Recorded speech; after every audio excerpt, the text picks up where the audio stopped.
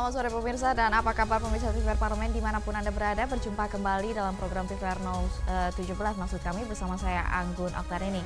Dan pemirsa tepat pukul 17 waktu Indonesia Barat kami hadirkan kepada Anda sejumlah informasi paling baru dan menarik seputar kinerja dan juga kegiatan dari DPR RI yang telah disajikan oleh tim redaksi TVR Parlemen.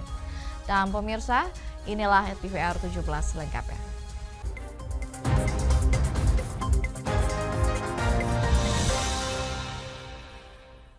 Pemirsa, jelang Ramadan harga komoditas pangan kian meningkat. Komisi 4 DPR RI desak Badan Pangan Nasional mengambil langkah cepat guna stabilitas harga melalui penataan distribusi dan juga logistik. Jelang Ramadan, harga komoditas pangan khususnya beras terus merangkak naik. Menanggapi hal ini, Komisi 4 DPR RI meminta Bulog dan Badan Pangan Nasional segera menstabilkan harga melalui penataan distribusi dan logistik. Berdasarkan data panel harga pangan pokok strategis Bappenas, harga beras masih jauh di atas harga eceran tertinggi, yaitu berkisar di harga Rp16.000 hingga Rp25.500. Selain beras, harga komoditas lain yang juga ikut naik diantaranya bawang merah, bawang putih, daging ayam, telur, hingga minyak goreng. Untuk itu, Wakil Ketua Komisi 4 DPR RI Budi Setiawan mendesak Bulog dan Bappenas menekan harga serta memastikan ketersediaan stok pangan, terutama beras. Menurutnya, pola distribusi dan logistik perlu diperbaiki sambil menunggu masa panen raya pada April hingga Mei mendatang. Stabil ini ditentukan selain oleh sisi produksi juga di sisi distribusi dan logistiknya. Jadi kita ingin pemerintah segera beraksi cepat gitu kan, terutama di distribusi dan logistik supaya harga ini cepat-cepat stabil. Kalau di sisi produksi memang kita saat ini kan belum masuk ke panen. Jadi panen diperkirakan kalau nggak di April atau di Mei gitu kan. Nah, tetapi menunggu ke sana pemerintah kita minta melakukan langkah-langkah cepat penataan di distribusi dan logistiknya agar ini bisa stabil. Selain itu, Budi juga meminta pemerintah segera membenahi tata niaga pangan dengan optimal untuk meningkatkan kesejahteraan petani. Mario dan Yoga, TVR Parlemen, melaporkan. Pimpinan DPR RI pastikan tetap membahas 19 rancangan undang-undang yang masih dalam proses pembahasan di DPR RI bersama dengan pemerintah, baik di setiap komisi maupun juga di Badan Legislasi DPR RI. DPR RI memastikan akan terus membahas 19 rancangan undang-undang atau RUU yang masih dalam proses, baik itu di setiap komisi ataupun di Badan Legislasi DPR RI. Wakil Ketua DPR RI Sufmi Dasko Ahmad mengatakan, ada sekitar 19 RUU yang masih dalam tahap pembicaraan tingkat 1. Fungsi legislasi yang dimiliki oleh DPR RI memegang peranan penting dalam mengatur kehidupan sosial, ekonomi, budaya, dan politik di masyarakat. Ia memastikan peraturan hukum yang dibuat harus dapat memenuhi kepentingan sosial dan menjamin perlindungan hak asasi manusia, keadilan, dan kepentingan publik sesuai tujuan bernegara. Memang ada sekitar 19-an yang kita mau bahas, tetapi nanti kita akan lihat mana yang sudah berjalan dan mana yang bisa cepat segera diselesaikan. Mengingat bahwa anggota DPR, partai politik, ini kan masih kemudian berkonsentrasi sampai dengan tanggal 20 Maret. Anggota DPR itu masih kemudian mencermati dapil masing-masing, kemudian partai politik juga demikian, baik pileg maupun pilpresnya, sehingga mungkin di masa sidang ini agak kurang maksimal. Dalam pembentukan undang-undang, DPR RI dan pemerintah selalu memperhatikan berbagai perspektif untuk dapat merumuskan substansi undang-undang sesuai dengan amanat konstitusi dan kepentingan nasional. 19 RUU yang masih dalam proses pembahasan DPR RI dan pemerintah seperti RUU tentang energi baru dan terbarukan, RUU penyiaran, RUU narkotika, juga RUU perubahan kedua tentang ITE.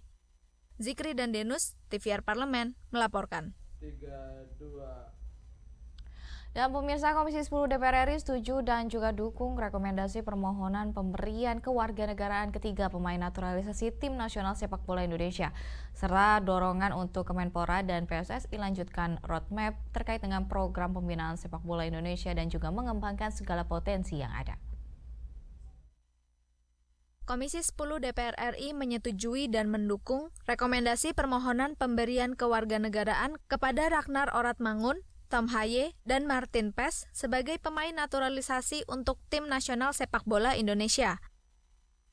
Terkait hal tersebut, Wakil Ketua Komisi 10 DPR RI Hetifah Syaifudian menyampaikan, mengingat adanya kepentingan nasional dan antusiasme dari seluruh pihak, Komisi 10 DPR RI menyetujui dan mendukung permohonan pemberian kewarganegaraan kepada ketiga pemain tersebut.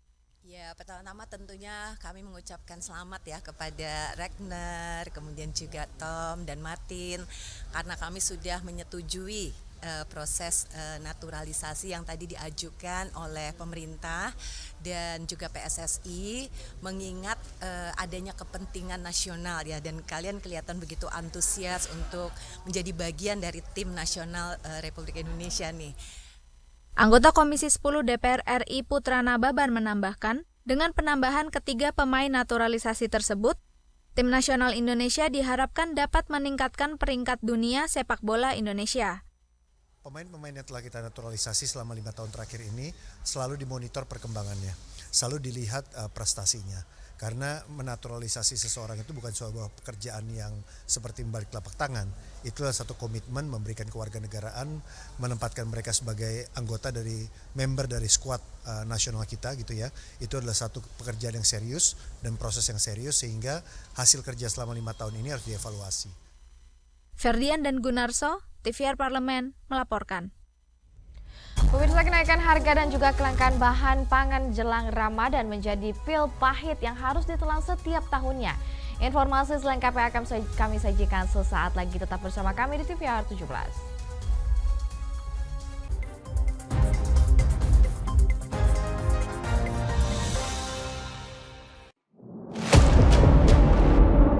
Sini ditambang. Konflik yang terjadi, Sini tidak mengizinkan.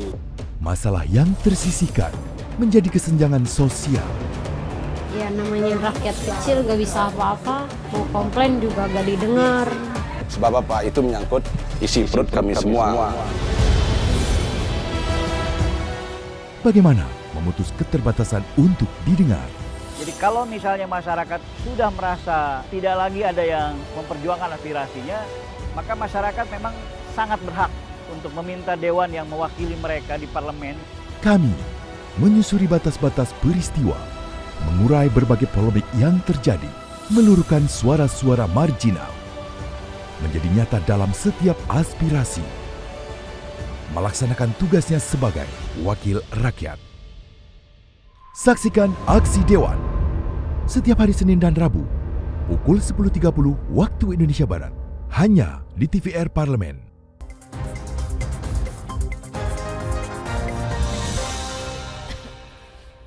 Pemirsa, kembali bersama kami di TVR 17. Di sini belakangan komoditas beras mulai langka dan juga harga melambung jauh di atas harga eceran tertinggi yang ditetapkan Badan Pangan Nasional. Bukan hanya beras, fenomena ini juga kerap berulang pada komoditas lain, mulai dari minyak goreng, telur, gula, dan juga daging hingga kedelai. Simak laporannya mendalam yang telah dihimpun oleh tim redaksi TVR Parlemen berikut ini.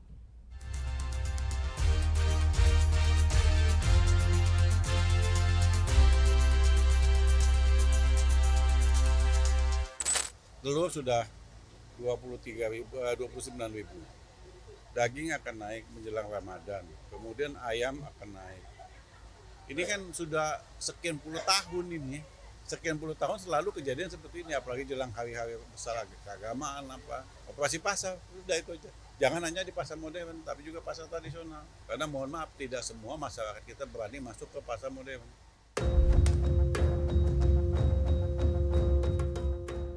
Selain mudik, kenaikan harga dan kelangkaan bahan pangan jelang Ramadan sudah bagaikan tradisi tahunan, seolah tak bisa dihindari.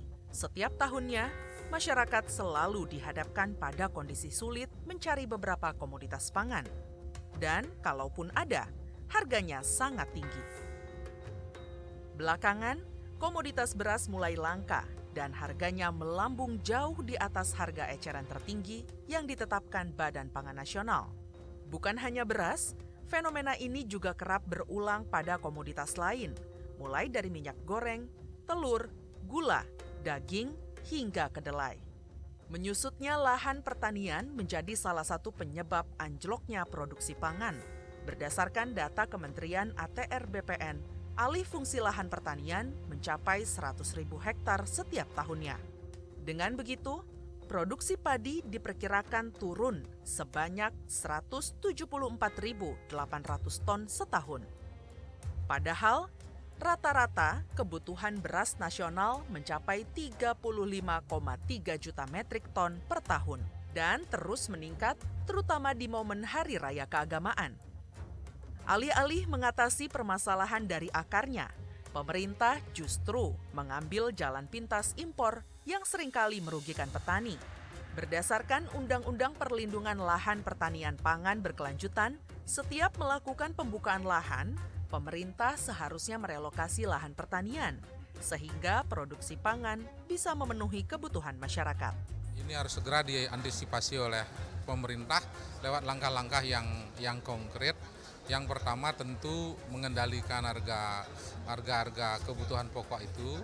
Yang kedua melakukan antisipasi lewat pembenahan lumbung-lumbung pangan kita, khususnya berkait dengan persoalan produksi gabah kita, berkait dengan persoalan luasnya lahan pertanian kita, yang selama ini makin hari produktivitasnya mengalami penurunan, sementara yang mengkonsumsi beras makin banyak, tentu akan menjadi persoalan.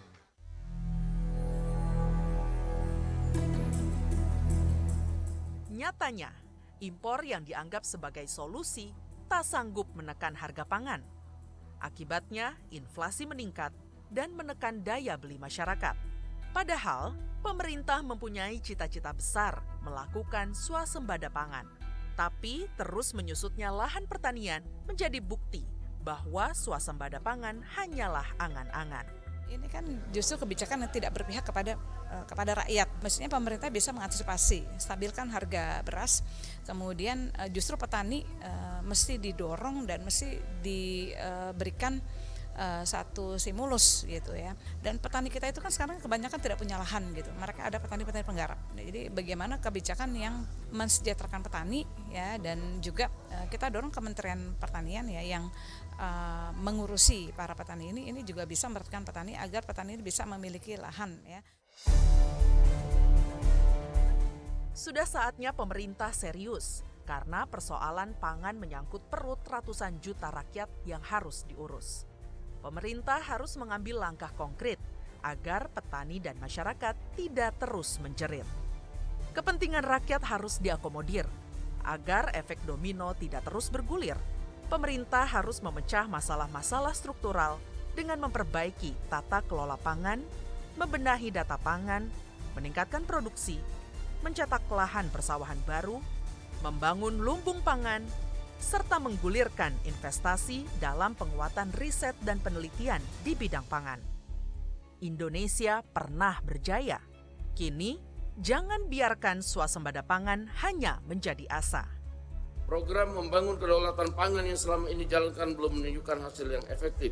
Pemerintah harus mengambil langkah antisipatif sesuai dengan peraturan perundangan untuk memenuhi kebutuhan pokok rakyat dengan daya beli yang terjangkau. Dalam perspektif jangka menengah panjang, pemerintah harus membenahi masalah struktural dalam memenuhi kebutuhan pokok rakyat sehingga masalah kelangkaan bahan pangan tidak berulang pada tahun-tahun mendatang. Tim redaksi TVR Parlemen melaporkan.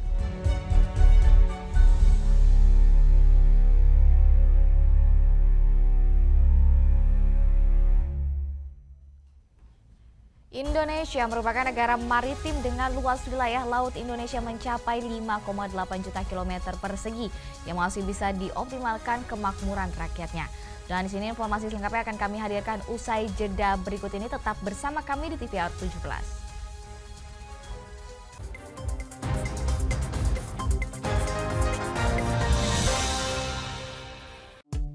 DPR RI memiliki fungsi diplomasi dalam menjalankan politik luar negeri sesuai dengan pasal 116 Undang-Undang MD3. Kontribusi aktif BKSAP DPR RI memainkan peranan penting dalam memenangkan persaingan global melalui IPU, IPA, IPPF, IPA, dan PUIK.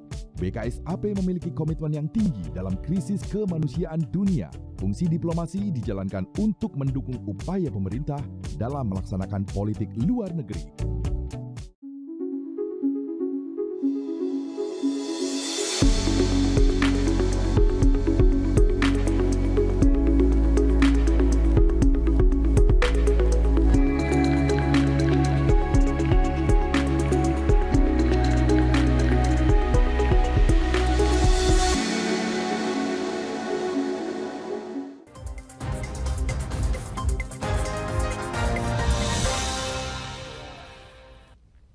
Kembali bersama kami di TVR 17 dan dalam rangka memanfaatkan potensi laut di Indonesia, Wakil Ketua DPR RI, Koordinator Bidang Industri dan juga Pembangunan Rahmat Gobel melakukan kunjungan kerja secara langsung dengan meninjau dan melakukan pertemuan dengan pimpinan perusahaan penyedia mesin pengolah air laut serta beberapa CEO dan juga Direktur Pengembangan Bisnis Internasional di Hungaria.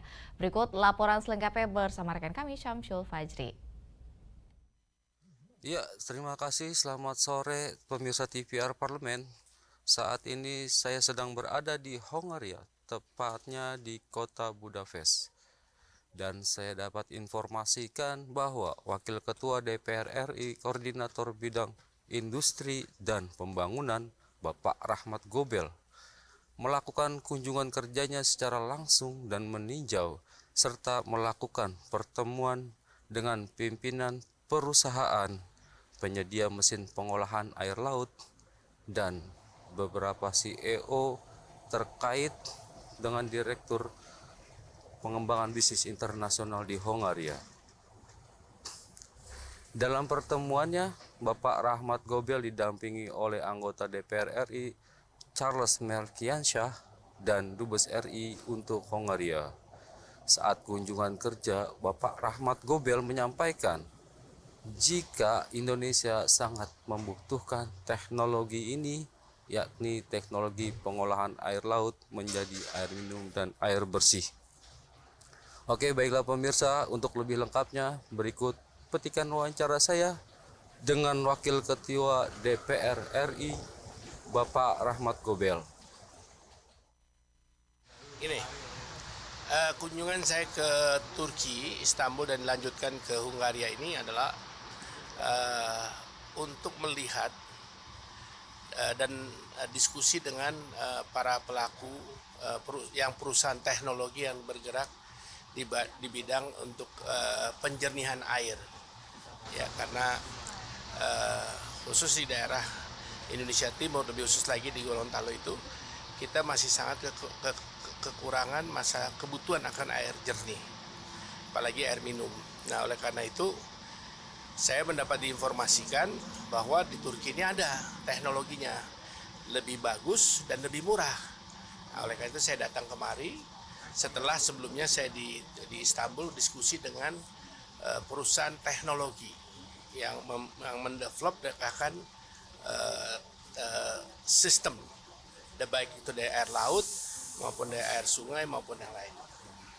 Dan ini memang sangat kita butuhkan, kebutuhan air kan. Kalau kita bicara soal statik itu kan bukan cuma soal makanan, tapi bagaimana mengenai air, kebutuhan air itu sendiri. Ya, banyak sekali persoalan air, belum lagi persoalan jamban ya.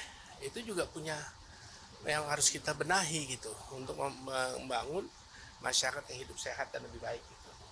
Apakah nanti cukup efektif Pak di IKN itu dengan ada deklarasi? Jadi ini bukan hanya untuk kebutuhan di IKN, tapi saya kira di seluruh daerah, khususnya di wilayah Indonesia Timur. Ya, nah ini yang saya lihat itu bukan yang dalam skala besar, tapi yang skala yang bisa dipakai pada tingkat kecamatan misalnya. Ya, misalnya dengan kecamatan yang bisa mensuplai 5.000, 10.000 orang gitu. Nah ini yang saya lihat gitu. Baiklah pemirsa TVR Parlemen, dalam kunjungannya ke Hungaria, Wakil Ketua DPR RI Koordinator Bidang Industri dan Pembangunan Bapak Rahmat Gobel juga menyampaikan bahwa selain makanan, kebutuhan minuman dan air bersih juga merupakan solusi permasalahan stunting yang ada di Indonesia. Dan juga Bapak Rahmat Gobel akan menerapkan teknologi ini di Gorontalo dan kedepannya jika berhasil maka akan diterapkan di seluruh wilayah di Indonesia. Baiklah pemirsa, hanya itu yang dapat kami informasikan dari Hongaria. Saya Muhammad Samsul Fajri melaporkan untuk TVR Parlemen, kembali ke studio. Ya pemirsa, selanjutnya kita akan membahas terkait dengan apa saja yang menjadi topik perbincangan di media online nasional pada hari ini. Usai jeda, tetap bersama kami di TVR 17.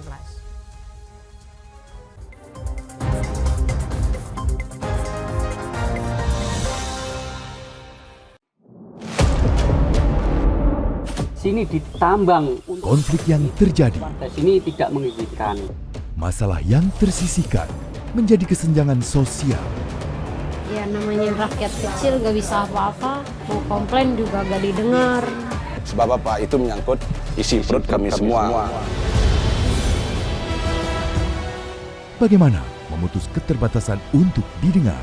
Jadi kalau misalnya masyarakat sudah merasa tidak lagi ada yang memperjuangkan aspirasinya, maka masyarakat memang sangat berhak untuk meminta dewan yang mewakili mereka di parlemen. Kami menyusuri batas-batas peristiwa, mengurai berbagai polemik yang terjadi, meluruhkan suara-suara marginal, menjadi nyata dalam setiap aspirasi, melaksanakan tugasnya sebagai wakil rakyat. Saksikan Aksi Dewan setiap hari Senin dan Rabu pukul 10.30 waktu Indonesia Barat, hanya di TVR Parlemen. DPR RI memiliki fungsi diplomasi dalam menjalankan politik luar negeri sesuai dengan pasal 116 Undang-Undang MD3. Kontribusi aktif BKSAP DPR RI memainkan peranan penting dalam memenangkan persaingan global melalui IPU, IPA, IPPF, IPA, dan PUIK. BKSAP memiliki komitmen yang tinggi dalam krisis kemanusiaan dunia. Fungsi diplomasi dijalankan untuk mendukung upaya pemerintah dalam melaksanakan politik luar negeri.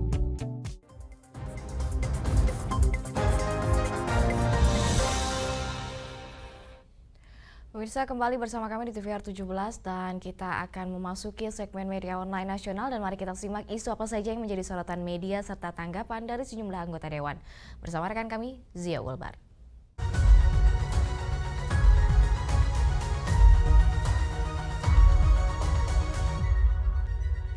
Terima kasih Anggun dan pemirsa, mari kita simak berita apa saja yang menjadi headline di media online nasional pada hari ini. Di berita pertama yang menjadi headline di media online yaitu DPR RI desak Kemendikbud masifkan kampanye anti perundungan. Dapat Anda saksikan di layar Anda saat ini pemirsa. Di mana publik kembali diresahkan dengan berbagai kasus perundungan yang terjadi di lingkungan pendidikan. Terkait hal ini, Komisi 10 DPR RI desak Kementerian Pendidikan, Kebudayaan, Riset, dan Teknologi untuk terus mencari solusi pencegahan perundungan yang terjadi di lingkungan pendidikan. Wakil Ketua Komisi 10 DPR RI Hetiva Saifuddin menilai tidak cukup hanya dengan membentuk satuan tugas anti-bullying dalam mencegah kasus perundungan kembali terjadi, namun juga perlu adanya evaluasi keefektifan dari Satgas tersebut. Selain itu, perlu adanya deteksi awal potensi perundungan dengan melibatkan orang tua, misalnya mengintensifkan kampanye dan edukasi kepada orang tua tentang perundungan. Dan pemirsa, berita selanjutnya yang menjadi headline di media online yaitu DPR RI dan Parlemen Kanada bahas kesetaraan gender dan energi terbarukan. Dapat kembali Anda saksikan di layar Anda saat ini pemirsa. Di sini grup kerjasama bilateral DPR RI Parlemen Kanada yang dipimpin oleh Ketua GKSB DPR RI Sari Yuliati menerima kunjungan Duta Besar Kanada Jess Dutton guna membicarakan kerjasama di bidang kesetaraan gender dan energi terbarukan.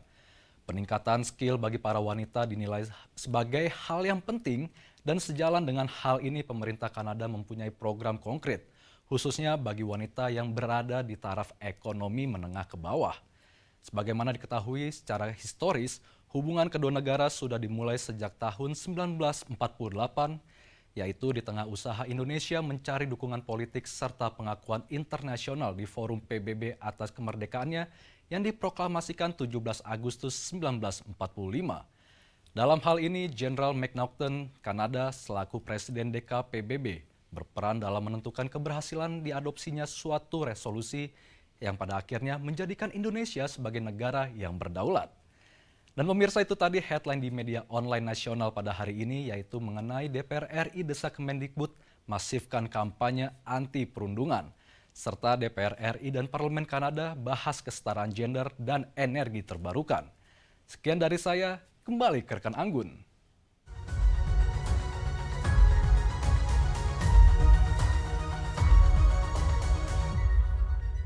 Baik, terima kasih rekan Zia yang telah menyampaikan sejumlah update sorotan dari media online nasional pada hari ini. Segmen media online tadi pemirsa sekaligus menutup program TVR 17 edisi sore hari ini. Saya Anggun Oktarini beserta seluruh kru TVR Parlemen yang bertugas mengucapkan terima kasih dan pamit undur diri dari hadapan Anda. TVR Parlemen, referensi Indonesia.